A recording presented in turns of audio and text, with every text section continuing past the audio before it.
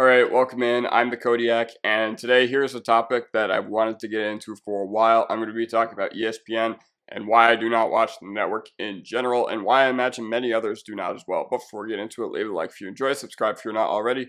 Let's dive right into it. So before we get into it, I know there's going to be someone in the comments that's just like, oh, so you hate ESPN, so you're just not going to watch Monday Night Football, or the hockey playoffs, or the NBA playoffs, or college football, or whatever live programming they have. When I say I don't watch this network, I'm talking about their analysis. I'm talking about what they have to offer when sports are not on. Just because they won the bid for Monday Night Football however many years ago doesn't mean I'm going to crown them when the actual product and programming they put out, besides live sports, is pretty terrible. So 1990s and 2000s ESPN was a sight to behold. Disclaimer, I didn't actually start following sports until I was 6 in 2007, and the NFL until 2010 when I was 9, so I never really got the joy of watching NFL Primetime with Berman, especially because back then that was virtually the only way to get your highlights. ESPN had a stronghold on sports content, and there's many iconic moments that came from ESPN during the golden era. This man was a bona fide scrub. He can't play. No disrespect whatsoever, but I'm sorry to tell everybody the truth. The man cannot play the game of basketball. ESPN, in a number of different facets, has completely failed to adapt to the modern era. Let's just start off with one thing: highlights. SportsCenter is beyond obsolete these days. It wasn't until recently where big sports leagues started opening up to the idea of making their highlights accessible, and in turn, a large part of what people used to go to ESPN for just doesn't exist anymore.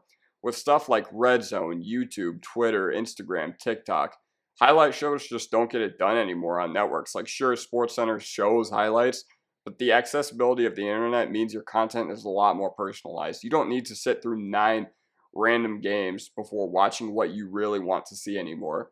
You can watch highlights anywhere you are 10 minutes after the game ends, no matter the sport, with one of these things.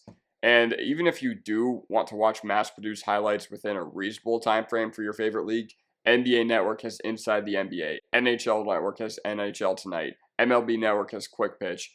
NFL highlights are shown in mass quantity in pregame and postgame stuff for the primetime games too.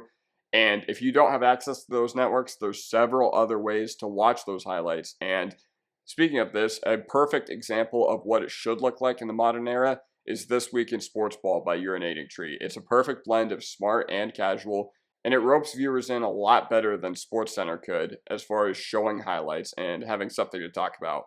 And another thing that's completely sinking ESPN is the quality of how they cover live sports in general. It's just terrible. It's like, where's the innovation? And for anyone that's in denial about ESPN's quality, just look at TNT's coverage of the NBA and NHL this year in comparison. ESPN is highly corporate and caters way too much to casual viewers. And that's because ESPN has always been something that, every restaurant, every, hotel, they'll probably have it on in the lobby or something. But there's nothing wrong with catering to casuals, because ultimately it does benefit everyone to have as many eyes on the sports you're covering as possible. But TNT, over these playoffs, have felt a lot more relatable and underground, and something that smart fans absolutely crave. And there's no question as to which network has absolutely crushed the other three of these playoffs regarding quality of broadcast, regarding pregame panel, postgame show, in-game interviews, on the fly, you name it. And ESPN, as an example, during the Avalanche and Stars series, kept talking about Nichushkin getting suspended or how young Wyatt Johnston was. It seemed like every 3 minutes or so. And I know you need to push storylines, but the same thing over and over again. But man, we get it, okay? Now, I will throw them a bone here and say that I don't think Monday Night Football is actually a terrible production. I think it's actually pretty solid now with Buck and Aikman. But man, in the late 2010s, it got pretty rough, and it doesn't have the luxury of being the premier football broadcast anymore, since ABC owns the rights, and a lot of them are just cable exclusive rights, so half the games you can't even watch with non-cable. But I also will give ESPN their props in that I don't watch the Manning cast, but I just don't really care about the whole special guest element, especially while the game is going on. And I respect what Peyton and Eli have done, and there are some pretty good moments out there on the internet. And let's just say I definitely get the appeal, and this is a step in the right direction. But something we haven't even discussed is ESPN's on-air programming. It is ridiculously bad. All of their on-air personalities, to me, they feel exactly the same. I can't differentiate from one or the other. Even when, I'm passing by a restaurant or I'm at a restaurant and, they're showing the panel of like all the guys talking. I don't remember who's talking. I don't, even as a hardcore football fan, I can't remember the names of these guys they bring onto the show. And a big part of what will bring people back is how you make them feel while you're watching. And I don't watch ESPN or FS1 for this very reason. I watch sports for entertainment. And honestly, I really enjoy what goes on behind the scenes of these leagues almost more than I enjoy the actual gameplay in sports themselves. But one of the primary reasons for the discontent with ESPN's content lies in its repetitive nature and its lack of depth. And you don't need to have 8,000 LeBron or MJ debates. You don't need to have guys just yelling and giving, instead of insightful commentary, just shouting matches at each other, because who wants to watch that? And this is why people are turning to alternative outlets.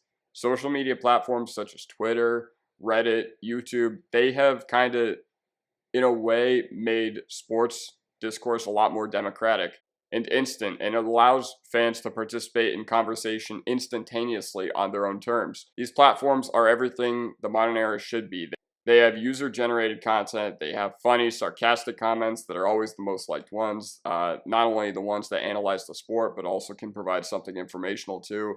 It allows for memes, highlights, live reactions, and in general, it's just more entertaining. Another side of this coin is ESPN and local sports talk radio in general is getting significantly outperformed by YouTubers and podcasters. Not as far as viewership, because a lot of those guys, who are like me and just making this, in my studio apartment, they don't have access to the audience that ESPN does. But at the same time, a lot of guys who make podcasts and make YouTube videos, and a lot of them who have under 500 subscribers, their quality is a lot better than what ESPN can offer. And the fact that a multi-billion-dollar company can easily be outperformed by some guy in his basement right now, it's just absolutely appalling. Just everything wrong with the way that ESPN is trending these days. You can watch your favorite sports YouTuber give not only insightful, but funny content in a lot of cases. And that's way better than watching a guy in a suit just yell at somebody, just stare into a camera, like stare at them dead on and have them side by side and just have them yelling at each other. For example, if you're a Yankees fan, you'll probably watch John Boy. If you're a Broncos fan, you'll probably watch Brandon Perna. If you're a Leafs fan, you'll probably watch Steve Dangle. If you're a Cowboys fan, you'll probably watch Scooter Magruder. And even if you're not a fan of one of those teams, those guys represent like media, and they represent the fan bases of those leagues so well. And they've catered to how things should be. They've catered to how things should be in the modern era. And I don't know what the answer to this is for ESPN. I really don't. McAfee was a step in the right direction, because no matter how you feel about him, he is going to get people to come back. But ultimately, what are you going to do with all those guys who just yell at each other? What are you going to do with the guys who don't separate themselves and can't relate to people? I will also give ESPN some props as far as their originals, like the Tom Brady and Michael Jordan documentaries, and same with the Saving Sakic. Like, all that stuff is really good. All that stuff I have no problem with whatsoever. It is clearly, that is using their platform for good. I would much rather see a lot of that. And I really like 30 for 30 too. 30 for 30 is always a great watch too, because it does contain a lot of info that you can't even just look up. But yeah, so that just basically does it for me. Let me know what you guys think about ESPN. Who do you watch? I want to know what you guys think in the comment section down below. Anyways, have a good day and peace out.